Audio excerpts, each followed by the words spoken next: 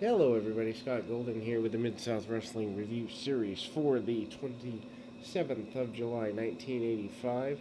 We will be finishing, hopefully, the Mid South Series, except for gaps filling in this week. At least the network available stuff. My goal is by Sunday at the latest. But anyway, we've got over 1,000 audios for you to check out, worth doing, and also if you need life, business, relationship, or entertainment coaching, go to our main channel, Golden Opportunities Coaching, and give us a listen there. Discounts available for listeners to this channel. Please inquire with me either on social media at PO Perception or uh, in a direct message. In any event, we move forward into the July 27th, 1985 Mid South here, and Kamala and Kareem Muhammad against Cooley and Lane. Not exactly a barn burner of a match. Obviously, Akbar continuing to want to torment Duggan and all sorts of other opponents wherever he can. Akbar has been and continues to be one of the best, I guess, managers in the area. Also, one of the only. So that doesn't take too much, does it? Anyway, Cooley and otherwise known as Zambui Express gonna make and Kamala and his bunch there, Lane. So Lane and Cooley against Zambui and Kamala, interesting team. Maybe Zambui and Kamala end up challenging for tag team championship supremacy somewhere down the road. It's not immediate though. Zambui manages, punches, kicks, basic stuff. Obviously, he's wearing the military fatigues. Kamala takes some shots from the outside, comes in, hits some chops and punches of his own. Really basic stuff, nothing to write home about. But Kamala manages some chops under the chin, and bam, bam, there we go. Kamala manages to get things going to his advantage, and the attempted slams and successful slams by Kareem Muhammad. Muhammad manages to hit everything he can. Uh, Shots there, and again, Kareem manages to do some damage with a couple of chops along the way. Shot there by Kamala, who comes back in, and the heels are super dominant here. Not that anyone would expect anything less. Kamala gets your pinfall victory. Um, Ted DiBiase interrupts Butch Reed's match. Basically, the inference is that he wants to be the number one contender for the North American Championship, and he will do anything to get there from here, including wrestle Reed himself. Reed and DiBiase do go into the next match. They are brawling with each other pretty aggressively. Reed gets the upper hand, DiBiase bumping around because, well, he's not a brawler by any stretch of the imagination. And Reed brings him back in the hard way, turns him upside down. DiBiase begging off. DiBiase catches him in the corner with a couple of hard shots, and the fans are certainly on their feet, solidly behind Reed, probably thinking that Reed is going to be the one to defeat the Nightmare or whomever else they bring about there. Side headlock controlled by Reed. Reed manages to hang on and ultimately cranking down on his adversary, and ultimately manages to, um, you know, DiBiase comes out the back door and rolls onto the shoulder, and ultimately they work. Reed works a headlock on DiBiase for the next several minutes. Kind of a slower match. I've never really been a Butch Reed fan myself. I don't. He can be athletic from time to time, but he is not by any stretch a guy that you'd write home about. Reed, though, comes off and goes right back to the, after a couple of shoulder tackles, goes right back to the side headlock, dominates the um, bulk of the match. Match is super slow, nothing worth writing home about by any stretch of the imagination.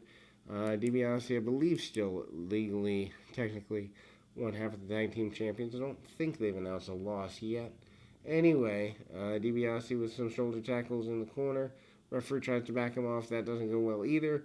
Irish whip by DiBiase. DiBiase runs into a knee from Butch Reed. Reed now takes control. They do a double down spot, and DiBiase manages some kicks and chokes and all sorts of other fun things. DiBiase, anyhow, is by no stretch a slouch here. Hits a couple of chops and manages to light his man up.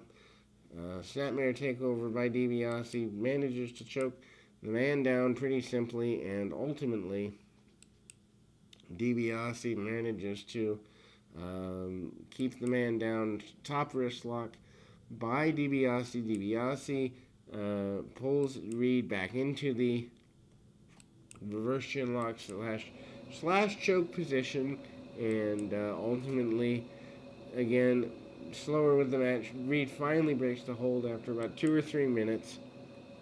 DiBiase cannot go toe-to-toe with Reed. Reed pulls him out of the corner, hip tosses him over, and manages a drop kick right under the chin of DiBiase. DiBiase and Reed kind of go for the double down again. DiBiase loads up the glove, as he's done so many times before. Manages to try to nail Reed. Reed gets an atomic drop. DiBiase blocks a O'Connor roll up. DiBiase then tries to hit the diving diagonal fist drop and sends DiBiase arm first into the buckle. DiBiase with the Irish whip out of the corner. Reversal by DiBiase, or by Reed. Reed with the backdrop, and he is no stranger to the shoulder tackle that he uses to beat DiBiase next 1, 2, and 3, and a win for the very happy Hacksaw Butch Reed. Then we move to Bill Watts and Jim Duggan against the Bounty Hunters. I almost wonder if this wasn't the reason they were brought in. Watts is probably upwards of 50 years old. Cowboy Bill Watts coming back in to defend the American pride. And it's not a bad place for him to be, I wouldn't suppose. But Watts uses a couple of power moves early on one of his adversaries. And Duggan cheering Watts on. Watts, of course, his boss, his friend, his American Patriot confidant, and all of that. Side headlock by one of the bounty hunters, and Watts goes back to it. Watts, of course, built the territory, was a big guy in the territory. Duggan with a couple of shots, and then we see a double team by Watts and Duggan. Big back body drop, and he gets Watts and Duggan get him up. Tag off, Duggan going to the nature of things. I'm going to grab my phone. We'll be right back in 2 shakes of a lamb's tail right after this. Duggan eventually hits a shoulder tackle and gets a victory for the team. Watts, I wouldn't say it was bad, but he also doesn't look like a million bucks. Akbar basically says he wants to run Watts out of town. He'll do anything to do it. The Nightmare against Brickhouse Brown is a, I guess you'd say, moderate-sized match here in this day and age. And so Oliver Humperdinck does the introduction and hype for the Nightmare. Now that Gilbert is out of the way, Brickhouse has been a major, well, kind of, star in the last little while, and that is to continue here. Again, they've got about 10 minutes for 3 segments, so not a long match here. Brickhouse manages to get a couple of drop kicks after Nightmare uses his power. Kick to the midsection, and a couple of shots by the Nightmare, aka the champion, who is still holding on to the North American Championship.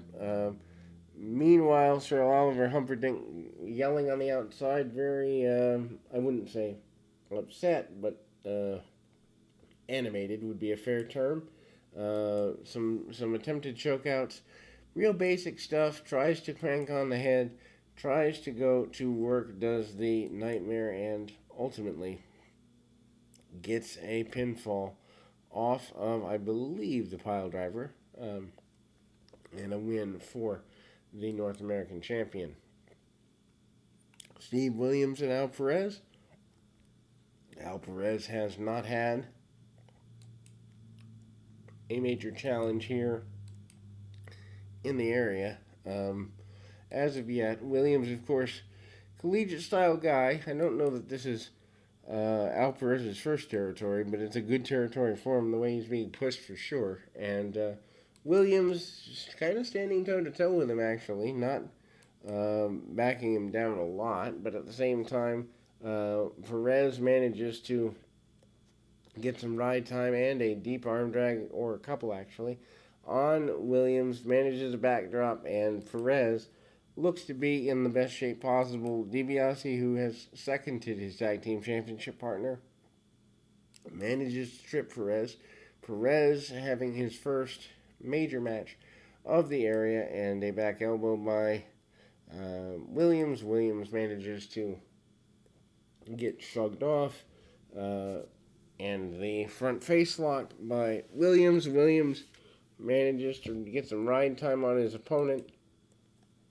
Doesn't get all he wants there, but needless to say, Irish whip by his adversary, and again we see the shutdown there.